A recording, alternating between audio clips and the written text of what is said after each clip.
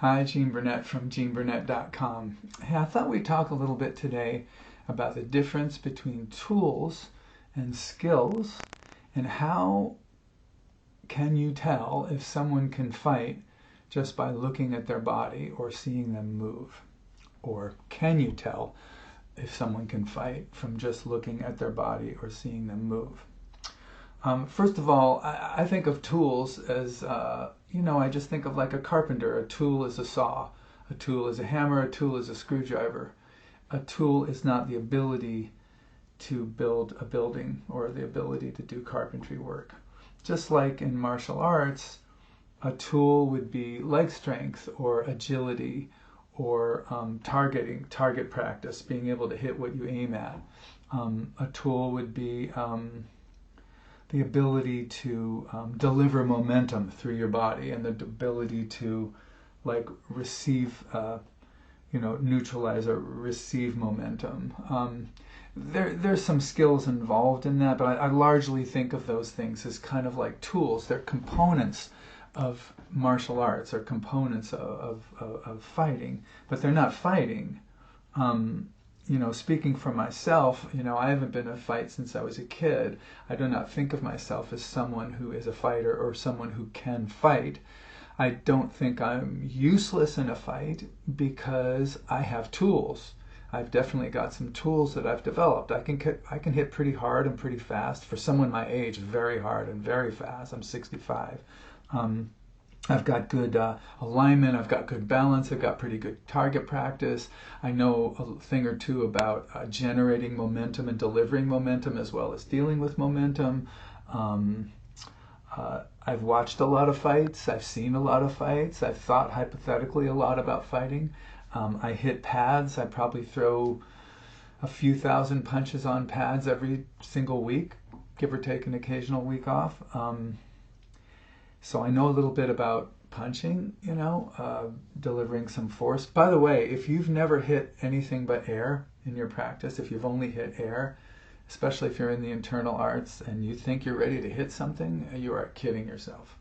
You got to start hitting some pads and really feel where your actual limitations and where your actual strength and power is. Because when you hit air, there's no sweet spot. It doesn't make a sound. You can't tell where the force exactly is being delivered. Also, you never miss. You never miss when you hit air. So, do yourself a favor if you think you can hit something hard, right? Work out with a bag, work out with pads, find someone who can help you do it safely, and try that on for size, because man, it's another world from hitting air. So anyway, but even hitting air can give you some tools, alignment, speed, all generating power from the right areas of your body. It's just not the same. Like when some master is always doing demos on air or on people who are very, very compliant, or even if they'll hit a heavy bag every once in a while in a demo, I want to see him hit the heavy bag 100 times just in a row, powerfully 100 times, something any boxer can do. It's not the same thing. Being able to just go, or do some swirly spiral strike thing, it's not the same as hitting a pad. And hitting a pad, of course, is a long way from hitting a mobile opponent who's trying to hit you, right? So those, when you talk about tools and then when you talk about putting them together, it's a very different thing. Just like, you could learn the tools of tennis. You could have a nice forehand, you could have a nice backhand, you could have a nice serve. But until you play games, until you actually play tennis games against a non-compliant partner, not someone you're paying to make you look good, you can't necessarily play tennis. The skill of tennis is to put your tools together and make that work. So tools and skills are two different things. Now, think about this. If you don't know how to build a house, you have no idea how to build a house, but you've got to build one, right? Even if it's just a shed, you got to build a shed and you don't know how to build a shed, right? What would you rather have, good tools or bad tools, right? Obviously, you'd rather have good tools. So I don't necessarily know how to fight, but I do have some good tools. So if I get in a fight, I'd like to think that I'm not useless. So how can you tell if someone else has tools? And how can you tell if they can put those tools together into the ability or the skill of fighting? And my answer is you really can't. But there's things you can do to make an informed guess. And I just want to show you some of mine. When I watch people online move, and I'm asking myself, could this person really deliver power, and could this person deliver power against a mobile opponent? Some of the things I look for are strong legs, a sense of connection between the core and the legs, and a sense of connection between the core and the arms. Those are the links to the power chain: legs, core, arms. And if those look weak or spindly or disjointed, I think, probably this person can't put it together in a fight. There are people who are very deceptive, of course. There are people who look like they can't fight, and they can. I've met a few of those. But most of the people that I've met who can fight, who have been in fights, real fights, in jail, like in the world, real fights that ended up with people getting hurt, they're all strong, all without an exception. They're all strong, and they look strong. They have a sense of physicality that you can see. But the main thing I look for is a sense of grounding and a sense of mobility in the legs. Like if somebody's getting ready to fight and they puff up in the chest and they're coming at you like this, this kind of thing, I'm not as worried about them as I am when someone comes up. If they're about to get serious and they do that, they just do a little pants tug and they sit into their legs a little bit, because that's where the power is generated from.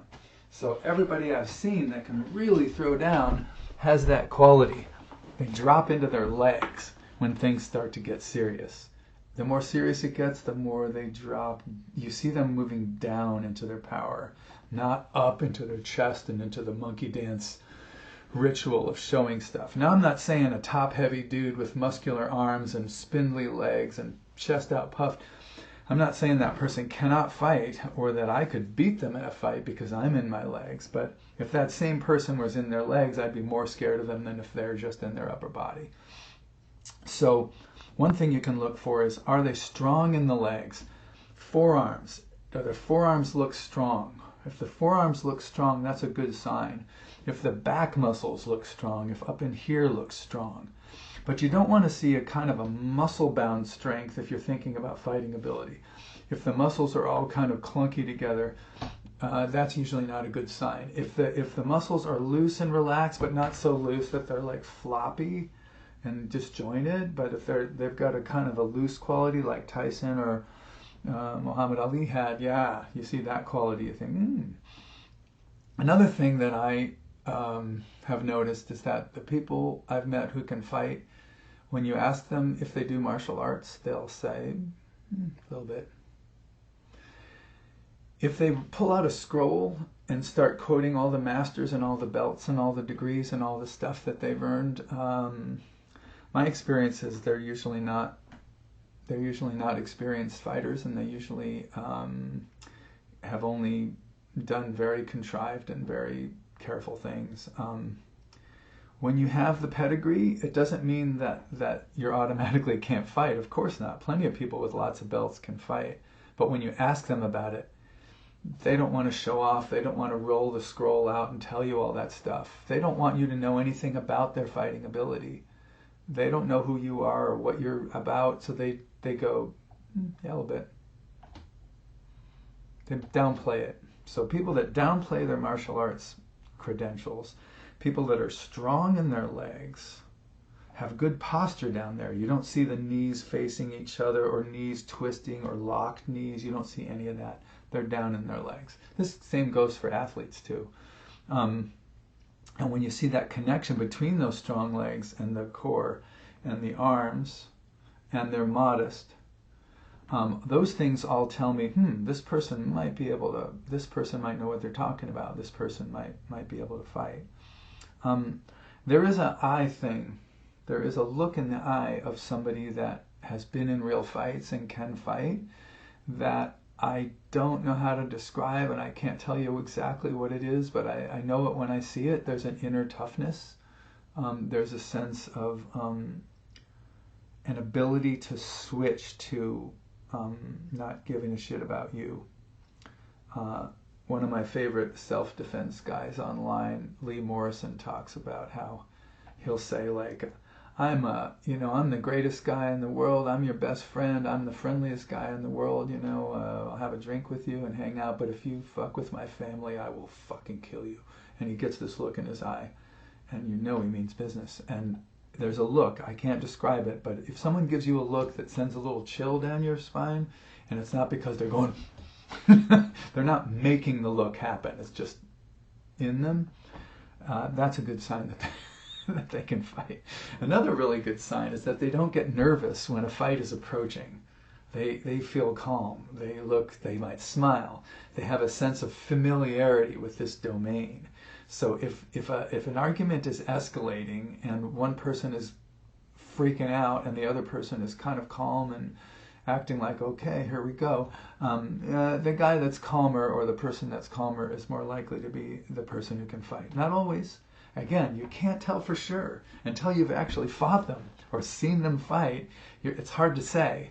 But I'm talking about clues, signs that someone can put it together. So there's a look in the eye, there's a connection between the kinetic chain pieces, there's a springiness, like a willingness to connect those things. They go down into the legs, kind of similar to a cat or a dog. When they're getting ready to throw down, they get down, they tense up, they closer to the ground, right? A snake will coil. It's that feeling of like, I can get to where you are from where I am pretty quick.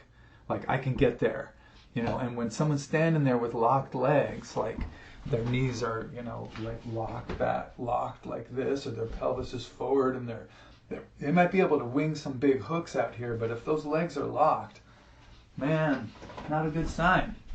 Not a good sign if their legs are locked. In fact, if I was getting ready to fight someone, even if they were a great big dude, but they had those locked legs, I would be thinking, maybe I'm going to kick that knee. Maybe I'm going to kick. Maybe I'm going to go for something down there first, because they're not strong down there. I can feel it. I can see it. They're locked up.